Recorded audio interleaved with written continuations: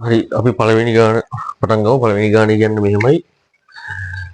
v සමානයි k raw වල එවැනි බලයේ p වල b වෙන වල දක්වන සමීකරණයේ v ප්‍රවේගයද රෝ ඝනත්වයද p පීඩනයද වේ.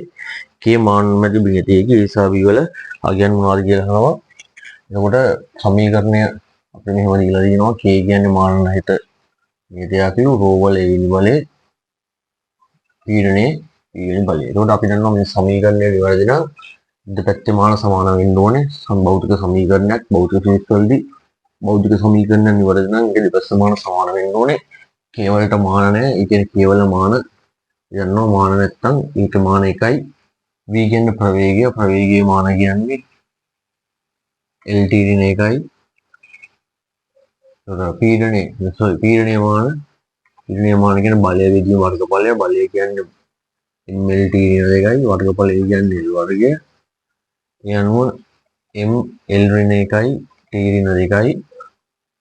එකම ඝනත්වයේ මාන. ඝනත්වය කියන්නේ ස්කන්ධය විදීම පරිමාව. ස්කන්ධය කියන්නේ ස්කන්ධයේ මාන m පරිමාණයේ මානය l ඍණ 3. ඒ අනුව m l ඍණ 3යි ඝනත්වයේ මාන. ඒ අනුව සමීකරණය නිවැරදි දෙක සමාන වෙන්න ඕනේ. නම් ප්‍රවේගීය මාන කියන්නේ lt ඍණ 1යි. k වලට මාන නැහැ 1යි. රෝ වල මාන කියන්නේ m l ඍණ 3යි. ඒකේ a වෙනි බලේ සහ පීඩනීය මාන කියන්නේ m l ඍණ 1යි t ඍණ 2යි. ඒකේ b වලින් පදේ. ඒ අනුව lt ඍණ 1 සමානයි m වල a වෙනි බලේ l වල ඍණ 3 වෙනි a බලේ හරක් m වල b බලේ l වල ඍණ b බලේ t වල ඍණ 2ක් b බලේ. ඒ අනුව lt ඍණ 1 සමානයි m වල අපි දන්නවා එකම සංඛ්‍යාවක දර්ශකයේදී ඉද්දී ඒව එකතු කරන්න පුළුවන්. ඒ අනුව m වල ඍණ b l වල ඍණ 3ක් t ඍණ b t වල ඍණ 2යි b.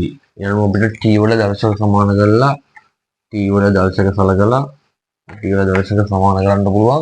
ඒ අනුව මට වෙනවා t වල මෙහි දර්ශකයේ ඍණ 2ක් b t වල මේ දර්ශකයේ ඍණ 1යි. ඒ අනුව b කියන්නේ භාගයක් වෙනවා.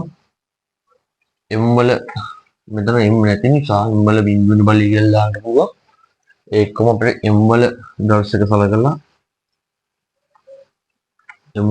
සලකලා කියන්න පුළුවන් e ධන b කියන්නේ බිඳුවයි කියලා. ඒ අනුව a සමානයි ඍණ b වෙනවා. කියන්නේ a කියන්නේ ඍණ භාගයක් වෙනවා. හරිද?